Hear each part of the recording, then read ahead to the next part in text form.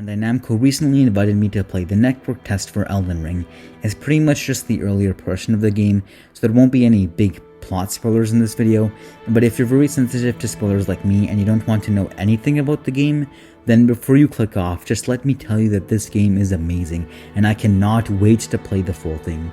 You can go now, but for everyone else who doesn't really mind hearing about all that stuff that was in the network test, well, stick around. I'm going to go into a few specifics, but nothing major. Oh, and also, this video isn't scripted, so if I end up doing a full Elden Ring video, then that video will be scripted, but this is just kind of like my first impressions video. And I'm not really amazing at playing video games or anything. I did play the entire Dark Souls trilogy. I didn't really play Demon Souls or Bloodborne, because these games usually scare me off. They're like insanely difficult, right? Like, I haven't played Dark Souls for 3 years as well, so excuse me if I don't exactly remember which things are new. I mean, I know the main things, but not like the specific details.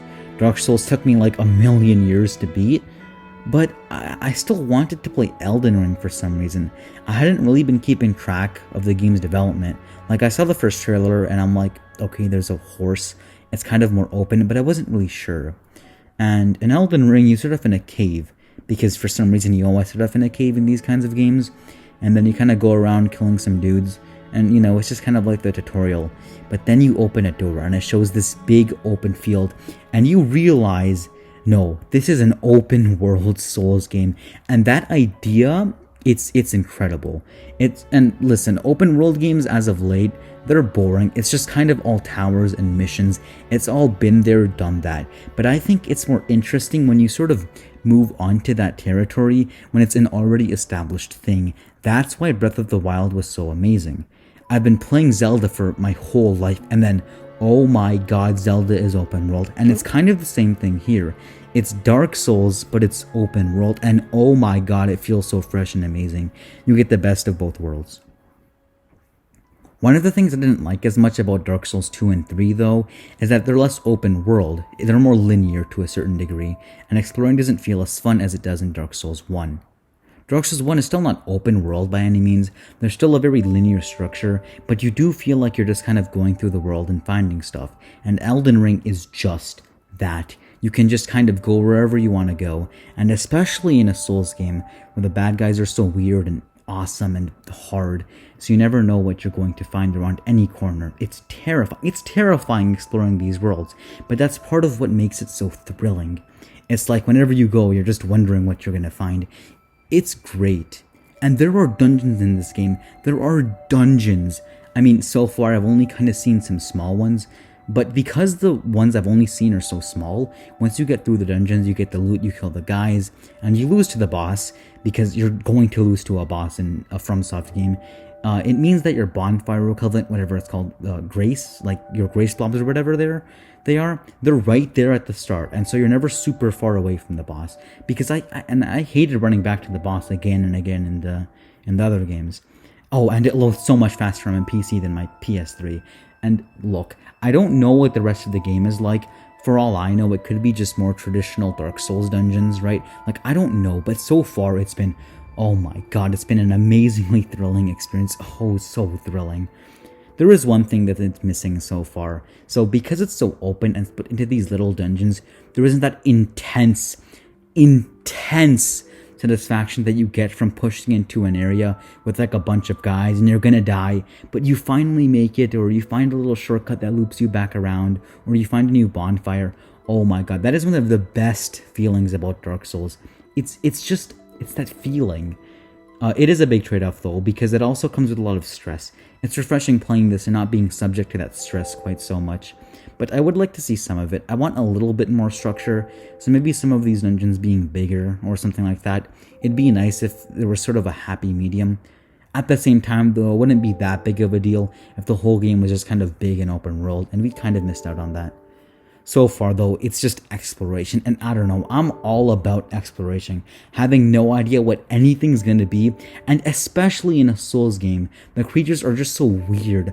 They don't disappoint you. Like, these monsters and bosses, they're weird, undead, creepy, haunt your nightmares creatures, and at least the ones that I've fought so far. Again, let me reiterate, I've only played about 2 to 3 hours of this game, so these are still just my initial impressions. I don't want to give you the impression that I'm kind of an expert on this game or anything. But when you're exploring, you have no idea what you're going to fight or who you're going to see. Who knows? Nobody knows. Oh, it's incredible. And then mechanically, it's all the things that you'd expect. The fighting style and the equipping and stuff, it's basically the same as it's always been. And it's just like with Dark Souls, I'm going to have to spend my first few hours with the game just reading tutorials and whatnot, because I don't understand any of it. There's just so much to it, and at first it just kind of sounds all like nonsense. It's really convoluted, all the different affinities and equipment and ashes, I don't know, it's totally confusing. Fortunately, I didn't have to worry too much about that here. I just got some swords and ran around beating some guys. This isn't a criticism about the game or anything, like really at all, but you know how Souls games have this thing where you can leave messages and there's bloodstains and you can see their ghosts running around and stuff? I can't stand that. That just seems like the default way to play. It's like getting help and a big community thing and stuff like that, but I'm the opposite. I don't want any of that. I don't want people telling me what's going to happen. Like, oh, there's a treasure chest around this corner. I don't want to be constantly reminded that other people are playing this game. So when I buy the full game, I'll turn all that online stuff off, which I'm sure it'll let me do, but I was first to see that stuff during the network test. I mean, it's pretty obvious. It's a network test. It's supposed to be testing people connecting to the network and whatnot. Other people seem to like it though, and if you do like that, I understand that. More power to you, as long as I can turn it off. Oh, and full disclosure here, this is the part that you have to be cautious about. Bandai will send me a copy of the game if they enjoyed this video, which means that I'm no longer impartial and I have been incented to say things I don't necessarily believe in. So you should be approaching everything I say with skepticism here. But having said that, I played Elden Ring, and complete honesty here, I did not want it to stop. Elden Ring's world is gorgeous, the combat feels great, the baddies are as awesome as ever, exploring feels incredible, there are dungeons and not puny shrine-like dungeons, real dungeons. The desire to play a FromSoft game has only grown since playing Dark Souls. I was thinking to pick up a PS4 just to play Bloodborne, and now that I've gotten a taste of Elden Ring, I need more. Like, you don't even know, I need this game. I really want to play a lot of games in 2022, but Elden Ring is the only one that makes me feel that very rare, very special kind of hype, that deep longing.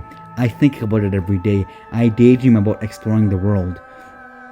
I'm very lucky this game comes out in a few months, because this is the kind of hype that is not sustainable. My body will begin to break down. My mind will begin to decay if I do not get to play Elden Ring soon. It is by far my most hyped game of 2022. And this may very well change once we see some more of Breath of the Wild sequel, but for now, I need to play Elden Ring.